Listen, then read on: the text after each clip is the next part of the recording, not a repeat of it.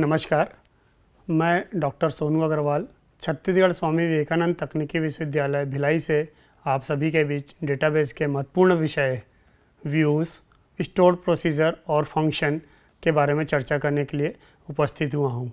यह तीनों topic views, stored procedure और फंक्शन डेटाबेस में बहुत ही महत्वपूर्ण अवधारणाएं हैं जिनका उपयोग डेटा को संरक्षित करने और पुनः उपयोग योग्य तरीके से प्रबंधित करने के लिए किया जाता है। व्यूज़ एक प्रकार का वर्चुअल टेबल होता है जिसमें आवश्यकता अनुसार हम केवल कुछ ही कॉलम या पंक्तियों को दिखाते हैं। और चूंकि यह वर्चुअल टेबल होता है, यह कोई मेमोरी नहीं लेता, कहीं पर स्टोर नहीं होता, केवल यह क्वेरी के फॉर्म में स्टोर रहता है और उस क्वेरी से ही फिर आगे के जो भी कार्यक्रम है वो किए जाते हैं। स्टोर्ड प्रोसीजर प्रोग्रामेबल रूटीन है जो कि डेटाबेस में संग्रहित होती है और जटिल एसक्यूएल क्वेरीज को पुनः उपयोग करने में मदद करती है। फंक्शंस यह भी प्रोसीजर्स के जैसा ही होता है और यह भी प्रोग्रामेबल रूटीन है, परंतु यह एक मान लौटाती है, वैल्यू रिटर्न करती है और जटिल गणनाओं के लिए उपयोग की जाती है। इनके उपयोग करने से डेटाबेस के संचालन को और अधिक प्रभावी तथा सुव्यवस्थित बनाया जा सकता है। अध्ययन विषय वस्तु। पूरा वीडियो 3 भागों में विभाजित है। पहला है व्यूज़, जिसमें हम देखेंगे व्यूज़ क्या होते हैं, व्यूज़ के प्रकार, व्यूज़ के उपयोग। दूसरा है हमारा स्टोर्ड प्रोसीजर, उसका परिचय देखेंगे, उसके प्रकार देखेंगे तथा उनके उदाहरण देखेंगे। अंत में तीसरा भाग है हमारा फंक्शंस, इसमें भी हम एसक्यूएल फंक्शंस देखेंगे, उनके एग्जाम्पल्स, टाइप तथा उदाहरण। व्यूज़। व्यू एक वर्चुअल टेबल होती है जो कि एसक्यूएल क्वेरी के परिणाम को संग्रहित करती है।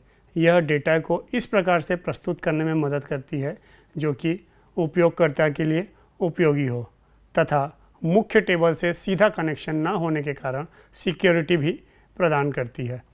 सिंपल व्यू बनाने के लिए हम लिखते हैं क्रिएट व्यू E1, जहाँ पर E1 जो है व्यू का नाम है, S select star from employ. यहाँ पर हमने ये बता दिया कि भाई जो एम्प्लॉय टेबल है उसी का एक व्यू है E1 और फिलहाल हम समझने के लिए सारे कॉलम ले रखे हैं यहाँ पर सेलेक्ट स्टार। परंतु जब हम व्यू बनाते हैं तो यहाँ सेलेक्ट में कुछ एक निर्देशित कॉलम का ही उपयोग किया जाता है, पूरे कॉलम या पूरे रोज़ को नहीं लिया जाता। परंतु इस सिंपल स्टेटमेंट इस तरह से लिखा जाता है जिसमें हम सबसे पहले व्यू का नाम देते हैं जो कि यहाँ पर E1 है और फिर उस टेबल का नाम देते हैं जहाँ से हमें डेटा रिट्रीव करना है और सेलेक्ट क्वेरी के थ्रू हम वहाँ पे कॉलम भी बताते हैं कि कौन कौन से कॉलम लेने हैं। फाइनली एम्प्लॉय टेबल या जो भी टेबल का नाम दिया उसके बाद हम वेयर कंडीशन का भी उपयोग करते हैं जिसमें हम यह भी रिस्ट्रिक्ट कर सकते हैं कि पूरे रो को न दिखाकर किसी पर्टिकुलर डिफरेंस के या पर्टिकुलर डिटेल के रो को ही दिखाया जाए।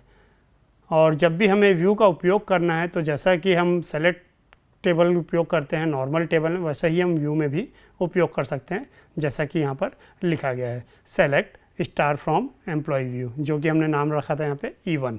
तो यहाँ पर हम लिख सकते हैं सेलेक्ट स्टार फ्रॉम E1। तो यह व्यू के सारे डेटा को शो करेगा। व्यू बनाने के कुछ और डिटेल उदाहरण, जैसे यहाँ पे हमने एक व्यू बना रखा है जिसमें हमें एम्प्लॉय व्यू है और एम्प्लॉय टेबल के केवल डिपार्टमेंट आईडी जिनका 101 है उन्हीं के कर्मचारियों को दिखा रहा है और कॉलम 3 कॉलम जिनका नाम आईडी, नाम तथा डिपार्टमेंट है, वह 3 कॉलम यह बता रहा है। इसके लिए हम लिखेंगे create view employee view as select. कहाँ से सेलेक्ट करना है हमको, तो हम लिखेंगे एस सेलेक्ट फ्रॉम एम्प्लॉय। क्या क्या सेलेक्ट करना है तो हम बताएंगे एम्प्लॉय आईडी सेलेक्ट करना है, एम्प्लॉय नेम सेलेक्ट करना है और डिपार्टमेंट आईडी सेलेक्ट करना है। तो यहाँ पे हमने 3 कॉलम का नाम बताया, एम्प्लॉय आईडी, एम्प्लॉय नेम तथा डिपार्टमेंट आईडी। अतः व्यू में सिर्फ 3 कॉलम रहेंगे, मुख्य टेबल के एम्प्लॉय टेबल के केवल 3 कॉलम रहेंगे और रो की संख्या जो है वो निर्धारित रहेगी डिपार्टमेंट 101, मतलब केवल उन्हीं रोज़ को शो करेगा जिनका डिपार्टमेंट आईडी 101 है। तो इस तरह से एक व्यू को बनाया जाता है जिसमें 2 तरह के कंडीशन होते हैं। पहला तो आपका कॉलम में भी रेस्ट्रिक्शन रहेगा, मुख्य टेबल के पूरे कॉलम नहीं दिखाए जाते, केवल कुछ ही कॉलम जो कि दिखाने योग्य हैं उन्हें ही हम यहाँ पर शो करते हैं, जैसे आईडी, नेम तथा डिपार्टमेंट। और पूरे रोज़ को ना दिखाकर कुछ एक सेलेक्टेड रोज़ को ही दिखाना होता है। डेटाबेस के डेटा को एक वर्चुअल टेबल के रूप में प्रस्तुत करने के लिए भी व्यू का उपयोग किया जाता है, जिसमें प्रत्येक का एक विशिष्ट उपयोग होता है। यहाँ विभिन्न प्रकार के व्यू का विवरण दिया गया है। इन प्रकारों के व्यूज़ का उपयोग आपके डेटाबेस की आवश्यकताओं, डिज़ाइन और समस्या पर भी निर्भर किया जाएगा। Types of view. वैसे तो व्यूज़ केवल 2 ही टाइप के होते हैं, रीड ओनली व्यू तथा अपडेटेबल व्यू। फिर भी उपयोग के हिसाब से यहाँ पर इन्हें फर्दर क्लासिफाई किया गया है, जो कि है सिंपल व्यू, जटिल view, materialized view, updatable view, read only view और प्रोटेक्टेड व्यू। चलिए शुरू करते हैं सिंपल व्यू से। सिंपल व्यू एक ही तालिका पर आधारित होती है, मतलब एक ही टेबल से इसमें डेटा लिया जाता है और इसमें कोई भी जटिलता नहीं होती, कहीं पे कोई ग्रुपिंग नहीं होता, ज्वाइन का कंसेप्ट नहीं होता, ना ही इसमें कोई सब क्वेरी का कंसेप्ट होता है। तीनों तरह के कॉम्प्लेक्सिटी इसमें उपलब्ध नहीं होती। सिंपल एक टेबल से ही लेना है और उसी टेबल का हमको व्यूज़ क्रिएट करना है, तो इसको हम बोलते हैं सिंपल व्यू। इसके लिए हम लिखेंगे create view E1 S select EMP ID, EMP name and department ID from employ. यहाँ पर एक सिंपल व्यू क्रिएट होगा जिसमें 3 कॉलम होंगे एम्प्लॉय डेटा, एम्प्लॉय टेबल से। और कौन कौन से टेबल कॉलम रहेंगे इसमें? एम्प्लॉय ID रहेगा, एम्प्लॉय नेम रहेगा और डिपार्टमेंट ID रहेगा। और एम्प्लॉय का जो व्यू बनेगा उस व्यू का नाम रहेगा सिंपल व्यू। हम यहाँ पे नाम भी दे सकते थे E1, E2, E3 या कोई भी नाम हम दे सकते हैं। फिलहाल हम चूँकि सिंपल व्यू समझ रहे हैं तो वहाँ पे नेमिंग भी सिंपल व्यू ही दे दिया गया है।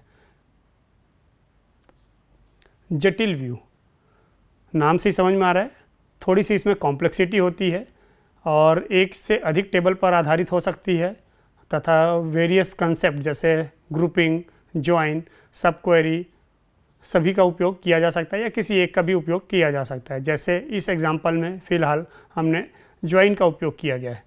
इसमें हमने लिखा है create view complex view as select. अब सेलेक्ट क्या क्या करना है हमको? एम्प्लॉय टेबल से एम्प्लॉय ID, एम्प्लॉय टेबल से एम्प्लॉय नेम और डिपार्टमेंट टेबल से डिपार्टमेंट नेम। मतलब 2 टेबल से डेटा लेके हम व्यू बना रहे हैं। एम्प्लॉय टेबल से 2 कॉलम ले रहे हैं ID तथा नेम, और डिपार्टमेंट टेबल से एक कॉलम ले रहे हैं, वो है हमारा डिपार्टमेंट नेम। तो सेलेक्ट लिखने के बाद हम लिखेंगे from employ E join department D। मतलब एम्प्लॉय और डिपार्टमेंट में हम ज्वाइन परफॉर्म कर रहे हैं और ऑब्वियस चीज़ है, ज्वाइन परफॉर्म करेंगे तो कॉमन कॉलम होता है जिसको हम लिखेंगे E.department.id इक्वल टू D.department.id। दोनों टेबल का ज्वाइन हुआ है और ज्वाइन होने के बाद उसमें से 3 कॉलम लिया गया है जिसको हम व्यूज़ में दिखाएंगे। तो जो रिज़ल्ट में जो व्यू जनरेट होगा उसमें हमारे पास 3 कॉलम रहेंगे। 2 कॉलम हमारे एम्प्लॉय टेबल से रहेगा और 1 कॉलम जो रहेगा डिपार्टमेंट टेबल से रहेगा। अगला है मटेरियलाइज्ड व्यू। नाम से ही समझ में आ रहा है, जैसा कि हमने व्यू में कंसेप्ट बोला कि व्यू वर्चुअल होता है, इसमें कोई फिजिकल कॉपी नहीं होती, परंतु मटेरियलाइज्ड व्यू कभी कभी हमारे पास आवश्यक होता है तो हम एक फ़िज़िकल कॉपी बनाते हैं जो कि डेटाबेस में संग्रहित होती है और डेटा की कैशिंग और परफॉर्मेंस के लिए इसको उपयोग करते हैं। इसे नियमित रूप से रिफ़्रेश भी करते हैं। जैसे इस उदाहरण में सपोज़ हमें सेल्स समरी चाहिए, तो सेल्स समरी क्रिएट करने के लिए हम मटेरियलाइज्ड व्यू बनाएंगे जो सेल्स टेबल से डेटा को सारांशित करता है। इसके लिए हम लिखेंगे create materialized view sales summary as select product ID, sum quantity as total quantity from sales group product by product ID। तो जो भी प्रोडक्ट ID है उससे हम उसको ग्रुप कर रहे हैं सेल्स टेबल के, और उनका जो टोटल सम है वो हम आइडेंटिफाई कर रहे हैं। मतलब एक समरी बना रहे हैं कि इस पर्टिकुलर प्रोडक्ट में पर्टिकुलर प्रोडक्ट का कितना अमाउंट या कितना क्वांटिटी वहाँ पे आपका सेल हो रहा है। तो इसको हमको नियमित रूप से रिफ़्रेश भी करना होता है। रीड ओनली व्यू, सामान्यतः सभी व्यू को विशेष रूप से केवल पढ़ने के लिए ही डिज़ाइन किया जाता है और उन पर डेटा अपडेट करने की अनुमति नहीं होती है। इसी को हम सिंपल व्यू भी कहते हैं, जो कि हमने अभी देखा। तो फॉर्मेट भी ऑब्वियस चीज़ है, सिंपल व्यू के जैसा ही होगा। Create view E1 S select EMP ID, EMP name, department ID from employee. मतलब एम्प्लॉय टेबल से हमने 3 कॉलम ले लिया है और इसको हमने डिस्प्ले कर दिया है। इस व्यू में डेटा को केवल पढ़ा जा सकता है और कोई भी अपडेट, डिलीट या इंसर्ट ऑपरेशन यहाँ पर निष्पादित नहीं किए जा सकते। अपडेटेबल व्यू, कुछ व्यू को इस प्रकार से डिज़ाइन किया जाता है कि उनमें डेटा को अपडेट किया जा सके। यह तभी संभव है जब व्यूज़ के आधार में कोई कॉम्प्लेक्सिटी जैसे ग्रुपिंग या ज्वाइन ना हो।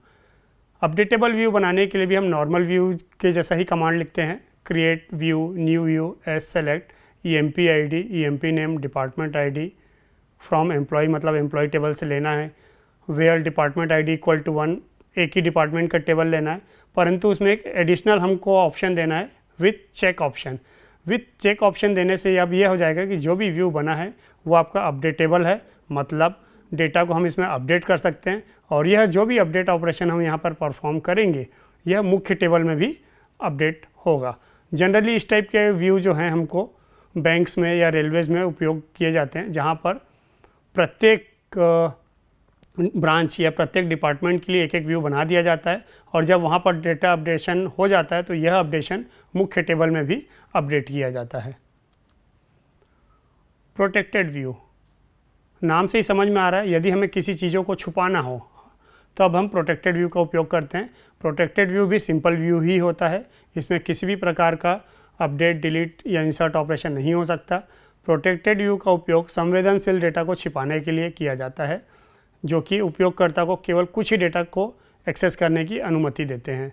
यह एक तरीके का सिंपल व्यू ही होता है, परंतु इसमें हम ज्वाइन, सब क्वेरी इत्यादि का उपयोग कर सकते हैं। इस उदाहरण में प्रोटेक्टेड व्यू संवेदनशील डेटा जैसे एम्प्लॉय ID व सैलरी को छिपा रहा है और केवल एम्प्लॉय नेम, डिपार्टमेंट नेम को शो कर रहा है फ्रॉम एम्प्लॉय टेबल से। यहाँ पर हमारा व्यू ख़त्म होता है। अब चलते हैं अगले टॉपिक की ओर, जो कि है हमारा स्टोर्ड प्रोसीजर। स्टोर्ड प्रोसीजर एक प्रोग्रामेबल रूटीन होती है जिसे डेटाबेस में संग्रहित किया जाता है और इसे एक नाम से कॉल किया जा सकता है। जैसा कि नॉर्मल C या C++ के प्रोग्राम में हमारे पास फंक्शंस होते हैं, वैसे ही यहाँ पर भी हम प्रोग्रामेबल रूटीन बना सकते हैं जिससे कि किसी डेटाबेस में संग्रहित जो भी हमारे पास क्वेरीज़ हैं उन क्वेरीज़ को बार बार रन किया जा सके।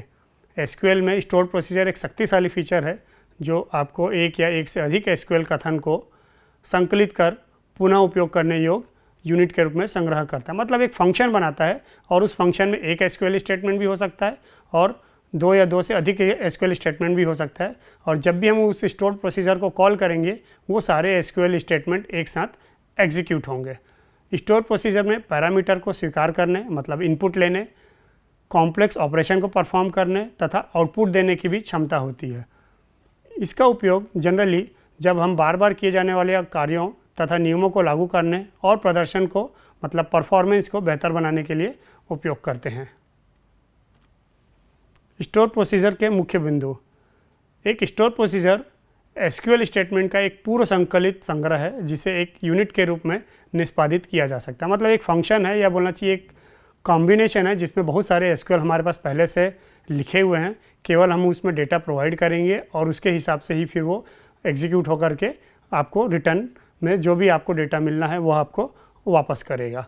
निष्पादन। स्टोर प्रोसीजर को दो तरह से निष्पादित किया जा सकता है, या तो हम EXEC एग्जीक्यूट फंक्शन यूज़ करें या कॉल फंक्शन यूज़ करें। दोनों स्टेटमेंट का उपयोग करके हम इसको स्टोर प्रोसीजर को निष्पादित कर सकते हैं, जो कि SQL के डेटाबेस सिस्टम पर निर्भर करता है। पैरामीटर, जैसा कि पहले भी कहा गया, दो तरह के पैरामीटर हो सकते हैं इसमें, इनपुट पैरामीटर और आउटपुट पैरामीटर, और एक जो प्रोसीजर है वह दोनों स्वीकार करने में सक्षम है, जिससे डायनेमिक डेटा को पास करना और परिणाम को वापस करना संभव हो जाता है।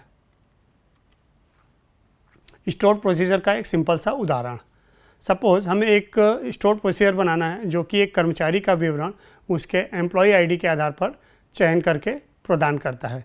इसके लिए हम लिखेंगे create procedure get employee by ID in EID int, मतलब हम एक इंटीजर टाइप का डेटा पास करेंगे EID, जो कि इस प्रोसीजर के लिए इनपुट वैल्यू रहेगी, और बिगिन तथा एंड के बीच में जितने भी SQL है हम यहाँ पर लिखेंगे।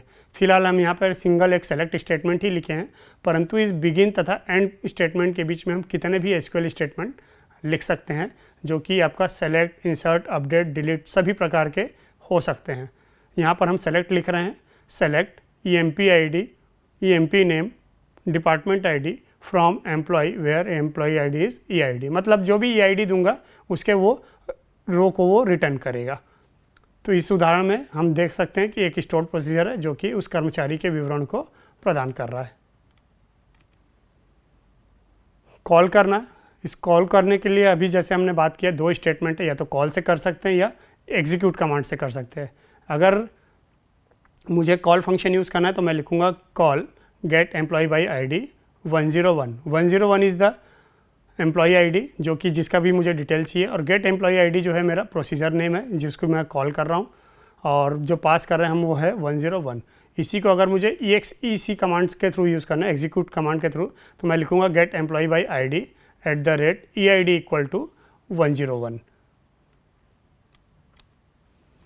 आउटपुट पैरामीटर के साथ, यहाँ पर पिछले उदाहरण में हमने देखा कि वहाँ पर सिर्फ हमने इनपुट लिया था, यहाँ पर हम आउटपुट भी यूज़ कर सकते हैं। इसके लिए हम प्रोसीजर क्रिएट कर रहे हैं, create procedure calculate bonus. Procedure का नाम है कैलकुलेट बोनस। यहाँ पे एम्प्लॉय ID जो है इनपुट है और बोनस अमाउंट जो है आपका आउटपुट है। तो उसका हमने दोनों का डेटा टाइप भी बता रखा है कि जो एम्प्लॉय ID है वो इंटीजर टाइप का रहेगा और जो आउटपुट रहेगा वो डेसिमल रहेगा, जो कि मैक्सिमम 10 डिजिट तक ले सकता है और उसमें 2 पॉइंट डेसिमल के बाद अवेलेबल रहेंगे। इसके लिए फिर से वही चीज़ है, बिगिन और एंड के बीच में हम कुछ गणना करने के लिए कुछ स्टेटमेंट लिखेंगे और फाइनली जब गणना हो जाएगा तब हम लिखेंगे set bonus amount equal to 1000, या जो भी वैल्यू वहाँ पे कैलकुलेशन से मिलेगा वो लिखेंगे। तो जब भी हम इस प्रोसीजर को कॉल करेंगे कैलकुलेट बोनस को, तो वहाँ पे हमें सिर्फ एक वैल्यू देनी रहेगी जो कि है एम्प्लॉय ID, और यह जो प्रोसीजर रहेगा वह बोनस अमाउंट कैलकुलेट करके रिटर्न कर देगा। इस स्टोर प्रोसीजर को निष्पादित करने के लिए और आउटपुट पैरामीटर को प्राप्त करने के लिए हम एग्जीक्यूट कमांड का उपयोग करेंगे। एग्जीक्यूट कमांड में हम फिर से वही चीज़ लिख रहे हैं, कैलकुलेट बोनस। हमने पास किया एम्प्लॉय ID 123, जो भी है 123 नाम का एम्प्लॉय ID है उसका बोनस कैलकुलेट करना है, और जो भी बोनस अमाउंट मिलेगा उसको हम स्टोर करेंगे बोनस अमाउंट में एज अ आउटपुट। फाइनली हम इसको प्रिंट भी करा सकते हैं जो कि बोनस में स्टोर हुआ है। इस प्रकार से एक प्रोसीजर में हम इनपुट भी ले सकते हैं तथा आउटपुट भी दे सकते हैं।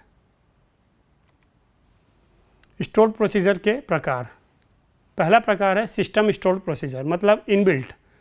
ये डेटाबेस प्रबंधन प्रणाली द्वारा प्रदान की गई इनबिल्ट प्रक्रियाएं हैं जो आमतौर पर एडमिनिस्ट्रेटिव जॉब के लिए काम में आती है, जैसे SQL सर्वर में SP हेल्प, SP रीनेम इत्यादि।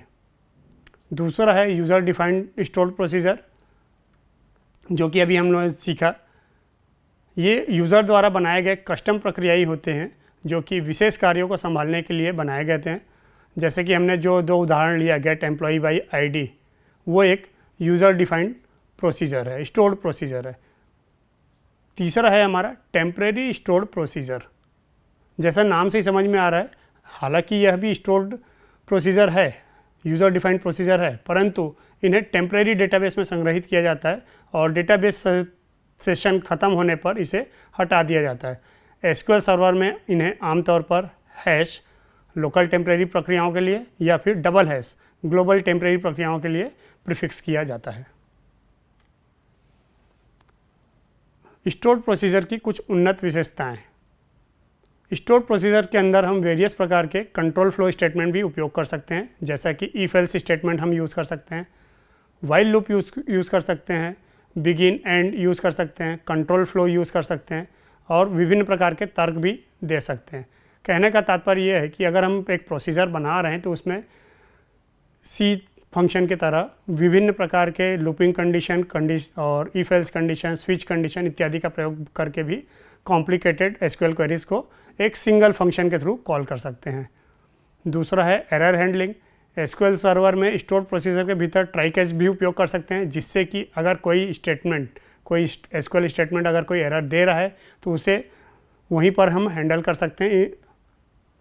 तीसरा है हमारा ट्रांजैक्शन मैनेजमेंट।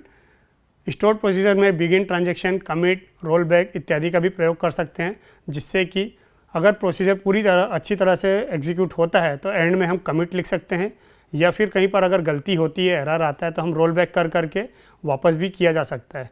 तो ये जो है आपका ट्रांजैक्शन मैनेजमेंट, कमिट तथा रोल बैक होता है। आउटपुट पैरामीटर, अभी हमने देखा कि स्टोर प्रोसीजर में आउटपुट पैरामीटर के माध्यम से वैल्यू को वापस भी लिया जा सकता है, जो कि विशेष रूप से स्टेटस कोड या गणना किए गए मानों को वापस करने में उपयोगी होते हैं। स्टोर प्रोसीजर के लाभ, जो लाभ फंक्शंस के होते हैं वही लाभ आपके स्टोर प्रोसीजर्स के भी होते हैं। जैसे पहला लाभ है आपका पुनः उपयोगिता। अगर कोई प्रोसीजर एक बार लिख लिया गया है तो इस कोड को कई एप्लीकेशन या रिपोर्ट्स में बार बार उपयोग किया जा सकता है। बेहतर प्रदर्शन, स्टोर प्रोसीजर को पूर्व संकलित या बोलना चाहिए प्री कंपाइल्ड होने के कारण अक्सर डायनेमिक एसक्यूएल की तुलना में तेज़ी से निष्पादित होती है, मतलब हमको परफॉर्मेंस बेहतर मिलता है। सुरक्षा, चूँकि हमें सिर्फ स्टोर प्रोसीजर का नाम मालूम होता है और उसमें किस प्रकार की क्वेरी लिखी गई है वह हमें नहीं मालूम होता, तो मूल डेटा तक हैकर को पहुंच पाने में दिक्कत होती है। अतः मूल डेटा तक पहुंच को नियंत्रित किया जा सकता है और एक हैकर के द्वारा उपयोग किया गया एक जोखिम होता है जिसको हम एसक्यूएल इंजेक्शन के नाम से भी जानते हैं, उसे कंट्रोल किया जा सकता है। रख रखाव, बिजनेस लॉजिक में बदलाव होने पर एक ही स्थान पर किया जाता है, बजाय इनके कि उन्हें कई एप्लीकेशन में बिखरे हुए स्थानों पर बार बार विभिन्न स्थानों पर जाकर किया जाए। मतलब एक फंक्शन बना हुआ है, उसी फंक्शन या उसी प्रोसीजर में जाके हम चेंज कर देंगे, बाकी जगह ऑटोमेटिक उस फंक्शन को जहाँ जहाँ कॉल हुआ है या प्रोसीजर जहाँ जहाँ कॉल हुआ है वो अपने आप उस बदलाव को ले लेगा। अगर हम प्रोसीजर का उपयोग नहीं करते तो जितने जगह वो फंक्शन यूज़ हुए हर जगह हमें जा जाकर चेंज करना होगा। अतः यहाँ पर बिजनेस लॉजिक को एक ही स्थान पर बदलाव करने में आसानी होती है। अगला टॉपिक है हमारा फंक्शंस। फंक्शंस, एसक्यूएल में फंक्शन एक ऐसा प्रोग्रामिंग घटक है जो कि विशिष्ट कार्य को पूरा करने और एक वैल्यू को रिटर्न करने के लिए बनाया जाता है। इसे इनपुट पैरामीटर देकर कॉल किया जा सकता है और यह एकल मान को आउटपुट के रूप में लौटा भी सकता है। फंक्शंस का उपयोग डेटा को प्रोसेस करने, गणना करने या अन्य जटिल कार्यों को सरल बनाने में किया जाता है। एसक्यूएल में फंक्शन को सिस्टम द्वारा पहले से परिभाषित किया जा सकता है, जिसको हम सिस्टम फंक्शन बोलते हैं, या फिर उपयोगकर्ता या यूज़र द्वारा अपने हिसाब से भी बनाया जा सकता है, जिसे हम उपयोगकर्ता परिभाषित फंक्शन भी कहते हैं। System functions, system functions SQL database के सिस्टम में पहले से निर्मित होते हैं और इन्हें सीधे क्वेरीज में उपयोग किया जाता है। इन्हें कई श्रेणियों में विभाजित किया जा सकता है। जैसे पहला है हमारा string function, string operation perform करने के लिए, न्यूमेरिकल ऑपरेशन परफॉर्म करने के लिए न्यूमेरिक फंक्शन, डेट और टाइम से रिलेटेड फंक्शंस यूज़ करने के लिए डेट फंक्शंस, एग्रीगेशन परफॉर्म करने के लिए एग्रीगेट फंक्शन, और टाइप कास्टिंग या फिर डेटा टाइप को एक फॉर्मेट में से दूसरे फॉर्मेट में परिवर्तित करने के लिए कन्वर्जन फंक्शन। चलिए हर एक फंक्शंस के कुछ एक एग्जांपल्स देखते हैं। वैसे तो बहुत सारे सिस्टम फंक्शंस अवेलेबल है, परंतु समय की बाध्यता को देखते हुए कुछ ही फंक्शंस को यहाँ पर हम डिस्कस करेंगे। स्ट्रिंग फंक्शंस, इसका उद्देश्य होता है स्ट्रिंग डेटा को प्रोसेस और मैनिपुलेट करना। जैसे पहला है हमारा लेंथ, अगर मुझे स्ट्रिंग की लंबाई को प्राप्त करनी है तो मैं लेंथ फंक्शन यूज़ करूँगा। एक स्ट्रिंग से अगर मुझे सब स्ट्रिंग को एक्सट्रैक्ट करना है या एक स्ट्रिंग से उप स्ट्रिंग को निकालना है तो उसके लिए हम सब स्ट्रिंग फंक्शन उपयोग करेंगे। अपर फंक्शन जो भी स्ट्रिंग है उसको अपर केस में कन्वर्ट करेगा, लोअर स्ट्रिंग को लोअर केस में बदलेगा। कॉन्कैटनेट, दो या दो से स्ट्रिंग अगर हमारे पास दिए हुए हैं तो सभी स्ट्रिंग को मर्ज करके एक सिंगल या कॉन्कैटनेट करके एक सिंगल आपका स्ट्रिंग ये रिटर्न करेगा। अगला फंक्शन है न्यूमेरिक फंक्शन, जिसमें मैथमेटिक्स से रिलेटेड ऑपरेशन परफॉर्म किए जाते हैं। संख्यात्मक डेटा पर ऑपरेशन किया जाता है, जिसमें हमारे पास है राउंड, एक संख्या को निर्दिष्ट दशमलव स्थानों तक राउंड करता है, मतलब राउंड ऑफ करता है। जो भी अपने पास वैल्यू दिए हो गए उसको राउंड ऑफ करेगा अगर डेसिमल वैल्यू पॉइंट के बाद काफ़ी सारे डिजिट्स दे रहा है तो। एब्सोल्यूट, किसी भी संख्या का अभाज्य मान मतलब एब्सोल्यूट वैल्यू वो रिटर्न करता है। सीलिंग, ये भी राउंड टाइप का ही एक फंक्शन है, परंतु किसी भी संख्या का निकटतम पूर्णांक को ऊपर तक राउंड करता है। और फ्लोर जो है किसी भी संख्या को निकटतम पूर्णांक को नीचे तक राउंड करता है। पावर, अगर मुझे किसी दो नंबर को एक के ऊपर एक पावर में चढ़ाना है, जैसे एक्स स्क्वायर या एक्स क्यूब, तो उसमें हम पावर फंक्शन का उपयोग करेंगे। डेट और टाइम फंक्शन, इसका उद्देश्य डेट और टाइम से रिलेटेड डेटा को प्रोसेस तथा मैनिपुलेट करने के लिए काम में आता है। जैसे मुझे अगर किसी क्वेरी में डेटा लेना है तो मैं लिखूँगा गेट डेट, यह एक वर्तमान दिनांक तथा समय को रिटर्न करेगा। अगर मैं लिखता हूँ डेट ऐड तो एक दिनांक में एक दिए हुए समय अंतराल को जोड़ता है और उतना दिन के बाद का वो नया डेट वो आपको रिटर्न करेगा। डेट डिफरेंस, अगर मैं 2 दिनांक दे रहा हूँ तो दोनों दिनांक के बीच में टोटल कितने दिन का अंतर है वही आपको रिटर्न करेगा। फॉर्मेट, जैसा कि हम सभी जानते हैं डेट जो है विभिन्न फॉर्मेट में लिखा जा सकता है, जैसे DDMMYY या MMDDYY या DDMMYYYY। तो इस तरह से विभिन्न प्रकार के डेट फॉर्मेट या टाइम फॉर्मेट को किसी भी फॉर्मेट में चेंज करने के लिए हम इस फॉर्मेट फंक्शन का उपयोग करते हैं। एग्रीगेट फंक्शन, जैसा कि एक काउंट एग्रीगेट फंक्शन हमने अभी पढ़ा भी। सम, एक संख्या के कॉलम, जो भी हमारा पर्टिकुलर कॉलम है, अगर मैं चाह रहा हूँ कि पूरे कॉलम को योग प्राप्त करना है तो मैं लिखूँगा सम। एवरेज, उसी कॉलम या किसी दूसरे न्यूमेरिकल कॉलम का अगर मुझे एवरेज वैल्यू फाइंड आउट करनी है तो मैं उसमें लिखूँगा average function. Count function, total कितने रो अगर मेरे टेबल में उपलब्ध हैं वो आइडेंटिफाई करना है तो उसके लिए हम उपयोग करेंगे काउंट फंक्शन। कितनी पंक्तियाँ हैं उस पंक्तियों की संख्या को यह रिटर्न करेगा। इसी प्रकार मैक्स तथा मीन, यह एक सेट में अधिकतम या न्यूनतम मूल्य को वापस करता है। अगर हम मैक्स उपयोग कर रहे हैं तो अधिकतम मूल्य को वापस करेगा और अगर हम मीन यूज़ कर रहे हैं तो न्यूनतम मूल्य को वापस करेगा। कन्वर्जन, डेटा टाइप कन्वर्जन में काम आता है। एक डेटा टाइप को दूसरे डेटा टाइप में, जनरली जब भी हम ऑपरेशन परफॉर्म करते हैं तो डेटा हो सकता है इंटीजर में हो और हमें फ्लोट में उपयोग करना हो, या फ्लोट में हो हमें इंटीजर में उपयोग करना हो, या स्ट्रिंग फॉर्मेट में हो और हमें इंटीजर फॉर्मेट में उपयोग करना हो। तो इस तरह के टाइप कन्वर्जन में हम कास्ट फंक्शन का उपयोग करते हैं, जिसमें एक एक्सप्रेशन को एक डेटा टाइप से दूसरे डेटा टाइप में बदलता है। कन्वर्ट फंक्शन भी कास्ट फंक्शन के समान ही होता है, लेकिन इसमें और अधिक फॉर्मेटिंग विकल्प उपलब्ध होते हैं। इज नल, नल एक निर्दिष्ट वैकल्पिक मान के साथ बदलता है। अगर हमें किसी जगह नल को किसी रिप्लेसमेंट करना है किसी वैल्यू से तो हम इस फंक्शन को उपयोग करते हैं। इज नल चेक करने के लिए और फिर रिप्लेस करने के लिए नल फंक्शन का उपयोग किया जाता है। विंडो फंक्शन, पंक्तियों के एक सेट में गणना करना जो कि वर्तमान पंक्ति से संबंधित होती है, जैसे एग्रीगेट फंक्शंस लेकिन अतिरिक्त संदर्भ के साथ, तो उसमें हम विंडो फंक्शन का उपयोग करते हैं। जैसे रो नंबर, यह परिणाम सेट के पंक्तियों को एक यूनिक नंबर सीरियल नंबर के साथ उपलब्ध कराएगा। जो भी डेटाबेस से हमको डेटा रिट्रीव होगा उसमें प्रत्येक पंक्तियों के साथ एक रो नंबर भी वहाँ पर उपलब्ध रहेगा। रैंक, अगर मैं किसी पंक्ति को रैंक देना चाह रहा हूँ, रैंकिंग करना चाह रहा हूँ बेस्ड ऑन सैलरी या बेस्ड ऑन डिवीज़न या बेस्ड ऑन मार्क्स, तो हम रैंक फंक्शन का भी उपयोग कर सकते हैं, जो कि हमको उसमें उपस्थित संख्याओं के हिसाब से प्रत्येक रो को एक रैंक प्रोवाइड करेगा। लैग तथा लीड, एक ही परिणाम सेट में पिछली या अगली पंक्ति से जो भी डेटा है उसको हम उपयोग करने के लिए लैग या लीड का भी प्रयोग कर सकते हैं।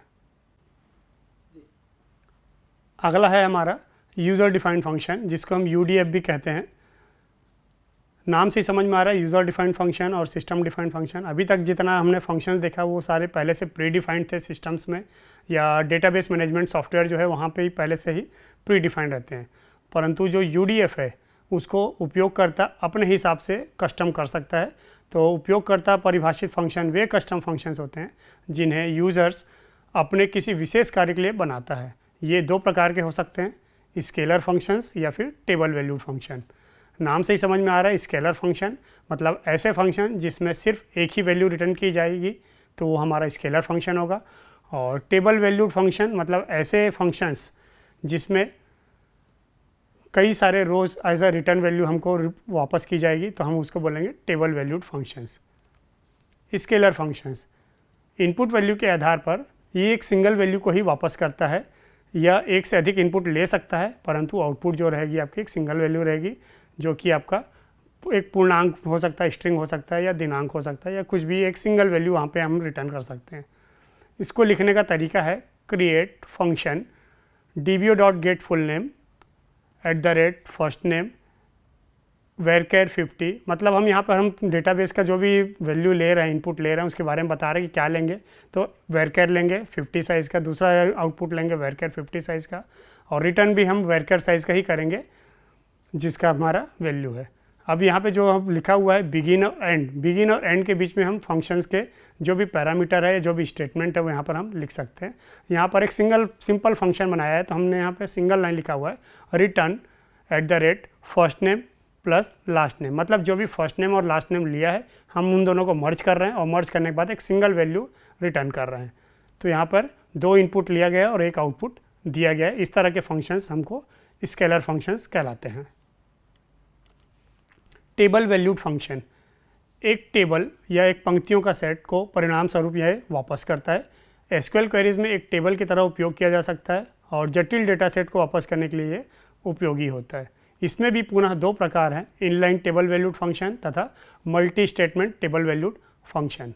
इनलाइन ऐसे फंक्शन जो कि सीधे एक सेलेक्ट स्टेटमेंट का उपयोग करके टेबल को वापस करते हैं, और मल्टी स्टेटमेंट ऐसे फंक्शन जो कई ऑपरेशंस करते हैं और फाइनली एक टेबल को वापस करते हैं। टेबल वैल्यूड फंक्शंस का उदाहरण, टेबल वैल्यूड फंक्शंस क्रिएट करने के लिए हम लिखेंगे create function dbo.getEmployee by department @department id। ये जो हमारा डिपार्टमेंट आईडी है वो हमारा इनपुट है, इंटीजर टाइप का इनपुट है, और ये हम बता रहे हैं कि रिटर्न टेबल, मतलब यह एक टेबल रिटर्न करेगा एज रिटर्न। इसके बाद हमने जो ब्रैकेट लगा रखा है, रिटर्न के बाद जो ब्रैकेट लगा रखा है, यहाँ पर हम चाहे तो एक सिंगल सेलेक्ट स्टेटमेंट लिखें, इफ एल्स लगाएं, या मल्टीपल सेलेक्ट स्टेटमेंट लिखें, अपडेट स्टेटमेंट लिखें, कुछ भी यहाँ पर हम लिख सकते हैं। फिलहाल ये हमारा जो एग्जांपल दिया हुआ है ये हमारा सिंगल वैल्यूड स्टेटमेंट है, जहाँ पर हमने select employee ID, employee name from employee where department ID equal to @department id, मतलब जो डिपार्टमेंट आईडी हमने फंक्शन क्रिएट करते समय पास किया है उसको यहाँ पर लिया हुआ है और उसको वेयर कंडीशन के साथ यूज़ किया है। तो यहाँ पे ये डिपार्टमेंट आईडी इक्वल टू जो भी डिपार्टमेंट आईडी हम पास करेंगे उस आईडी के संबंधित एम्प्लॉई आईडी, उसका एम्प्लॉई नेम तथा अन्य डिटेल को वो पास करेगा। यहाँ पर ध्यान देने वाली बात यह है कि यहाँ पे हमने सिर्फ और सिर्फ एक सिंगल सेलेक्ट स्टेटमेंट यूज़ किया, अतः यह सिंगल वैल्यूड टेबल है। ठीक है, अगर हम यहाँ पे मल्टी वैल्यूड करें तो यहाँ पे हमारे पास सेलेक्ट स्टेटमेंट हो सकता है, इफ एल्स कंडीशन यूज़ कर सकते हैं, फॉर लूप लगा सकते हैं, वाइल लूप लगा सकते हैं और मल्टीपल सेलेक्ट तथा डिलीट ऑपरेशन भी परफॉर्म कर सकते हैं।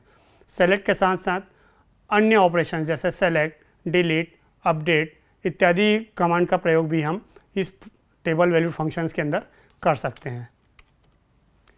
सारांश, अभी इस वीडियो में हमने 3 प्रकार के कंटेंट पढ़े। पहला था हमारा व्यूज़, दूसरा था स्टोर प्रोसीजर और तीसरा था फंक्शन।